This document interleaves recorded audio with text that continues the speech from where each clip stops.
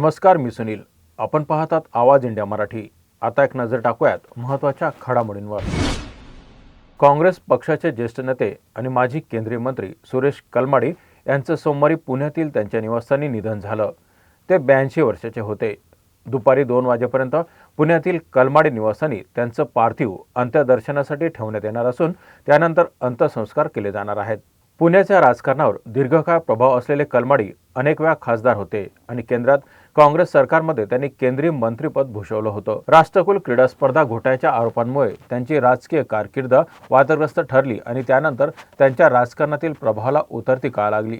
2025 मध्ये अंमलबजावणी संचालनालयाकडून closure report दाखल झाल्यानंतर त्यांना क्लीन चिट मिळाली होती. मात्र ते राजकारणात पुन्हा सक्रिय होऊ शकले नाहीत. गेल्या काही वर्षापासून आजारपणामुळे ते सार्वजनिक जीवनापासून दूर होते. त्यांच्या निधनानं पुण्याच्या राजकारणातील एक प्रभावी पर्व संपला आहे. मुंबई महानगरपालिका निवडणुकीच्या पार्श्वभूमीवर उपमुख्यमंत्री एकनाथ शिंदे यांच्या नेतृत्वाखाली शिवसेनेचे वचननामा लवकरच जाहीर होणार आहे.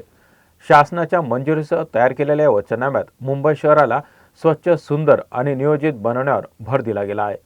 वचननाम्यात महिलांसाठी मोफत कर्करोग तपासणी आणि औषधे, केम रुग्णालयासह इतर रुग्णालयांची अत्याधुनिक सुविधा, तरुणांसाठी अल्प दरातील डिप्लोमा कोर्सेस, प्रदूषण नियंत्रणासाठी एअर प्युरिफाय आणि मिनी ई बसेस, तसेच मिठी नदी पुनर्जीवन आणि इतर प्रमुख नद्यांवर सुधारणा यांचा समावेश आहे. याशिवाय झोपडपट्टी पुनर्विकास, पागडी इमारतींचा न्यायपूर्ण पुनर्विकास, नवी मुंबईतील सिडको घरांच्या किमतीत कपात आणि भुयारी रस्ता रोड नेटवर्कद्वारे शहरातील वाहतूक सुधारण्याचे उपक्रमही वचननाम्यात आहेत. वचननाम्यातील योजना सर्व वयोगटातील नागरिकांचा विचार करून आखण्यात आल्या आहेत आणि लवकरच उपमुख्यमंत्री शिंदे यांच्या उपस्थितीत जाहीर केल्या जाणार आहेत. राज ठाकरेंच्या मनसेचे माजी नगरसेवक संतोष धुरी आज भाजपमध्ये अधिकृतरित्या प्रवेश करणार आहेत. मनसेत कट्टर समर्थक म्हणून ओळखल्या जाणाऱ्या संतोष धुरींचा भाजपमध्ये प्रवेश हा मुंबईत राजकीय चर्चेचा विषय ठरला आहे.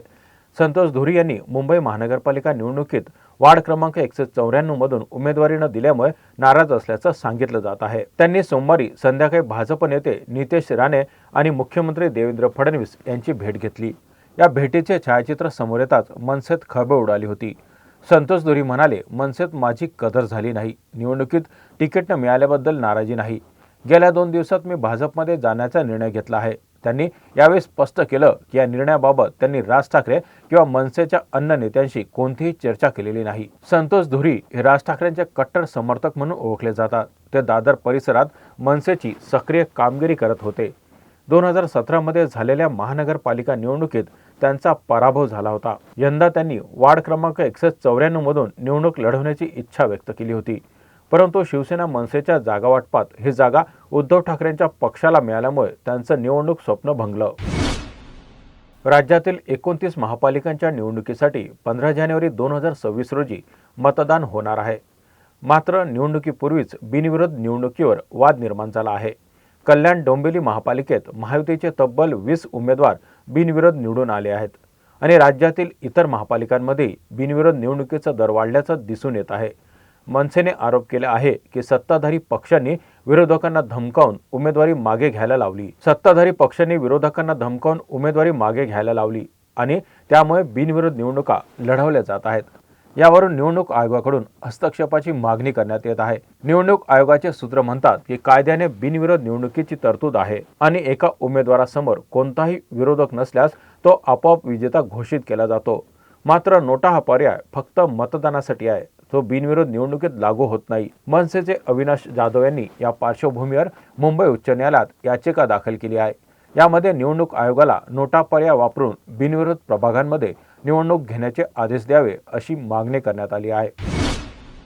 लातूर महापालिका निवडणुकीच्या पार्श्वभूमीवर भाजप प्रदेश अध्यक्ष रवींद्र चव्हाण यांनी केलेल्या वक्तव्यामुळे राजकीय वाद निर्माण झाला आहे. भाजप कार्यकर्त्यांचा उत्साह पाहता लातूरमधून माजी मुख्यमंत्री विलासराव देशमुख यांच्या आठवणी पुसल्या जातील असं वक्तव्य रवींद्र चव्हाण यांनी केलं होतं. या वक्तव्यावर काँग्रेस कार्यकर्त्यांनी तीव्र संताप व्यक्त करत निषेध नोंदवला आहे.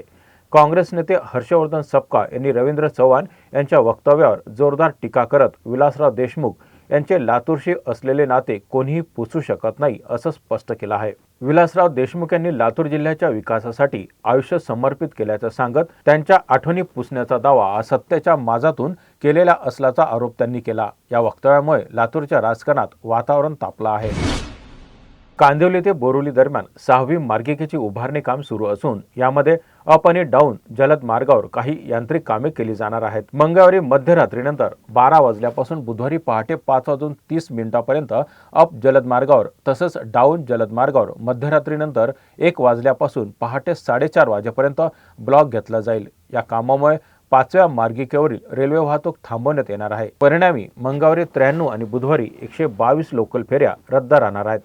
एकूण 215 लोकल फेऱ्या प्रभावित होतील। यामध्ये 12 डब्यासह 15 डबा आणि एसी लोकल फेऱ्या समाविष्ट आहेत। ब्लॉकमुळे काही लोकल फेऱ्या विलंबाने धावतील। प्रवाशांनी सूचना लक्षात घेऊन पर्यायी मार्ग किंवा वेळापत्रक तपासण्याची सूचना करण्यात येत आहे। आज अंगारकी चतुर्थी आहे। अंगारक संकष्टी चतुर्थीच्या निमित्तानं पुण्यातील दगडूशेठ गणपती बाप्पाचं दर्शन घेण्यासाठी भाविकांची मोठी गर्दी झाली आहे। पहाटेपासून हजारो भाविक दर्शनासाठी रांगेत उभे आहेत। गर्दी लक्षात घेऊन पोलिसांनी मोठा बंदोबस्त तैनात केला आहे, तर मंदिरात सुरळीत दर्शनासाठी प्रशासनानं विशेष व्यवस्था केल्या आहे। या बातमीपत्रात इथेच थांबत आहोत। पाहत रहा आवाज इंडिया मराठी।